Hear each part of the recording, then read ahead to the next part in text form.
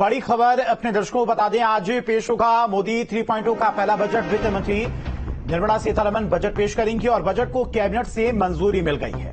तो इस वक्त की बड़ी खबर आपको बता दें, थोड़ी देर में बजट पेश किया जाएगा। वित्त मंत्री सीतारमण 7वीं बार बजट को पेश करेंगी। राष्ट्रपति की मंजूरी के बाद कैबिनेट की मीटिंग में एक प्रस्ताव रखा गया था बजट को लेकर, जो कि पास हो गया है। कैबिनेट से बजट को मंजूरी मिल चुकी है। अब से बस थोड़ी देर बाद वित्त मंत्री निर्मला सीतारमण बजट को पेश करेंगी। तो इस बार के बजट से काफी ज्यादा उम्मीदें देश की जनता को। तीसरी बार देश की जनता ने प्रधानमंत्री मोदी को सत्ता सौंपी है।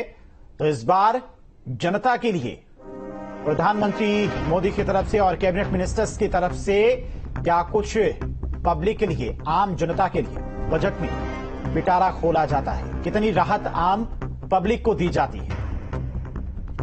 तो थोड़ी देर में वित्त मंत्री निर्मला सीतारमण 7वीं बार बजट पेश करेंगी। कैबिनेट से मंजूरी मिल चुकी है बजट को और अब से कुछ देर बाद यानी कि ठीक 11 बजे से वित्त मंत्री निर्मला सीतारमण बजट पेश करेंगी। वहीं अखिलेश यादव ने बजट को लेकर कसा तंज। बजट से उम्मीद कम अखिलेश यादव की तरफ से कहा गया। थोड़ी देर में वित्त मंत्री निर्मला सीतारमण बजट पेश करेंगी। वहीं एसपी अध्यक्ष अखिलेश यादव ने कहा कि इस बजट से उम्मीदें कम है, देश में महंगाई चरम पर है। तमाम राजनीतिक प्रतिक्रियाएं भी सामने आने शुरू हो गई हैं। अखिलेश यादव ने कहा कि इस बजट से उम्मीदें कम है। उम्मीद कम है क्योंकि जिनके 10 साल ऐसे ही गुजर गए हों, महंगाई बढ़ाते हुए, बेरोजगारी बढ़ाते हुए, निवेश को कम करते हुए, कहने को कहते हैं 5 भी अर्थव्यवस्था है। वहीं कांग्रेस के लोकसभा सांसदों की बैठक शुरू। राहुल गांधी कर रहे हैं बैठक की अध्यक्षता। तो इस वक्त की बड़ी खबर आपको बता दें, कांग्रेस के लोकसभा सांसदों की बैठक शुरू। राहुल गांधी बैठक की अध्यक्षता कर रही हैं। बजट के बाद जब बजट पर चर्चा होगी तो विपक्ष का क्या रुख रहने वाला है, किन किन मुद्दों को लेकर सरकार को विपक्ष को घेरना है, उसको लेकर राहुल गांधी अपने सांसदों के साथ में बैठक कर रही हैं। और लखनऊ से संवाददाता निखिल लगातार व्यापारी वर्ग से खास चर्चा कर रहे हैं, चूंकि व्यापारी वर्ग को भी इस बार के बजट से काफी ज्यादा उम्मीदें हैं। उम्मीदें आम पब्लिक को भी निखिल हैं, चूंकि टैक्स स्लैब की बात करें तो पिछले कई सालों से टैक्स स्लैब में भी कोई बदलाव नहीं किया गया। लोगों की इनकम बढ़ी है, लोगों का खर्चा बढ़ा है, लेकिन टैक्स स्लैब में कोई बदलाव नहीं किया गया है। वहीं व्यापारियों की अपनी अपनी मांगे हैं। क्या कुछ व्यापारी वर्ग इस बार के बजट से उम्मीदें रख रहे हैं, क्या कुछ चाह रहे हैं?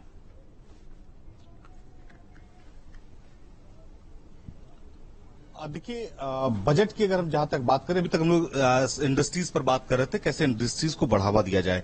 तो आपने कहा कि स्मॉल जो स्केल इंडस्ट्री है, जो माइक्रो इंडस्ट्रीज हैं, उनको धीरे धीरे आगे बढ़ाया जाए, इस तरह का पैकेज दिया जाए, व्यापार सुगम हो जाएगा। बिल्कुल होगा। मेरे ख्याल से एमएसएमई को अगर बढ़ावा मिले तो वो 3 चीजें एक साथ होती हैं। एक, वो इकोनॉमी के ऊपर इफेक्ट डालता है, बहुत बड़ा इफेक्ट डालता है। साथ में एम्प्लॉयमेंट जनरेट करता है, क्योंकि कोई भी एंटरप्राइज बड़ी होगी तो उसको एम्प्लॉयज की जरूरत होगी, एम्प्लॉयमेंट बढ़ेगा। और इसका क्यूमुलेटिव इफेक्ट क्या पड़ेगा कि साथ में कंजम्पशन बढ़ेगा। और इंडिया क्योंकि कंजम्पशन बेस्ड इकोनॉमी है, तो 2 चीजों के ऊपर काम फिर करना जरूरी है। एक, एमएसएमई को बढ़ावा देना ताकि उससे कंजम्पशन बढ़े। साथ में जो कॉमन आदमी है उसके हाथ में ज्यादा पैसा रखना, तो वो इनकम टैक्स स्लैब्स में चेंज करके आ सकता है। अगर लोगों के पास पैसा होगा, एडिशनल मनी होगा, वो स्पेंडिंग करेंगे, स्पेंडिंग बढ़ेगी तो हमारी इकोनॉमी बढ़ेगी। ठीक है।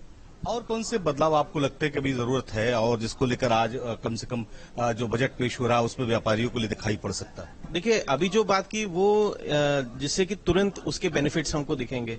एक लॉन्ग टर्म बेनिफिट की अगर हम बात करें तो मुझे लगता है एजुकेशन सेक्टर में इन्वेस्टमेंट गवर्नमेंट का करना ज्यादा बढ़ाना बहुत जरूरी है। अदरवाइज उसके आगे आने वाले सालों में उसके उसके परिणाम हमको फेस करने पड़ेंगे। हमारे पास ऐसे एजुकेटेड, क्वालिटी एजुकेटेड लोग नहीं होंगे। यूथ को अगर हम देखें तो उनके ऊपर भी स्पेंडिंग करनी गवर्नमेंट की बहुत जरूरी है, कि स्किल डेवलपमेंट के ऊपर। अभी हम देखें तो हमारे पास दुनिया के सबसे ज्यादा यूथ है, लेकिन यूथ होने के बावजूद भी इंडस्ट्री रेडी यूथ नहीं अवेलेबल है। तो इसके लिए स्किल डेवलपमेंट, स्किल जो है वो एम्प्लॉइज नहीं पर बिल्कुल उसके ऊपर काम करना बहुत और सीरियस काम करना बहुत जरूरी है। सीरियस से मैं ये बोलता हूँ कि सिर्फ स्पेंडिंग नहीं करनी है, उनका जो करिकुलम ऐसा बनाना है, डिजाइन ऐसे करना चाहिए जो कि आज की स्थिति के से वो मेल खाता हो। क्योंकि हमारे यहाँ ऐसा स्किल डेवलपमेंट प्रोग्राम्स हम लोगों ने जो पास्ट में देखे हैं वो ऐसे देखे हैं कि उसमें स्किल डेवलपमेंट इंस्टीट्यूट से पास आउट करने के बाद भी वो इंडस्ट्री रेडी नहीं है। हमको यूथ ऐसा तैयार करना जो इंडस्ट्री रेडी हो, प्रैक्टिकल हो, प्रैक्टिकल, बस थ्योरी पर ही नहीं काम पल काम ना करे। बिल्कुल ठीक है। तो ऐसे युवा अगर मिले देश को जो प्रैक्टिकली बहुत मजबूत हो, जो इंडस्ट्री को सपोर्ट कर सके, तकनीकी रूप से मजबूत हो, तो इस तरह की शिक्षा को लेकर काम करना चाहिए। बहुत सारे देश इस तरह की शिक्षा को लेकर काम कर रहे हैं। जैसे किसी बच्चे ने तय कर लिया कि उसको मोबाइल रिपेयर की इंडस्ट्री में जाना है, तो उसको उसी इंडस्ट्री की पढ़ाई करना और उसी के लिए उसको जो है पूरी तरीके से तैयार करना। किसी को कंप्यूटर क्षेत्र में काम करना है तो उसको उसी हिसाब से तैयार करना, किसी को सिविल इंजीनियरिंग में जाना है तो उसको उसी स्किल में तैयार करना, स्पेशली उसके लिए तैयार करना। तो इस तरह की अगर सोच होगी और इस तरह के एजुकेशन पर काम होगा तो ये जो बजट आ रहा है, इस बजट में बहुत महत्वपूर्ण जो है वो होगा और आने वाले समय में देश की जो तरक्की वो बढ़ेगी। इस तरह का लोगों को मानना। जी आएंगे निखिल आपके पास। उमाकांत सर, जिस तरह से उम्मीदें देश की पब्लिक लगा रही है इस बार के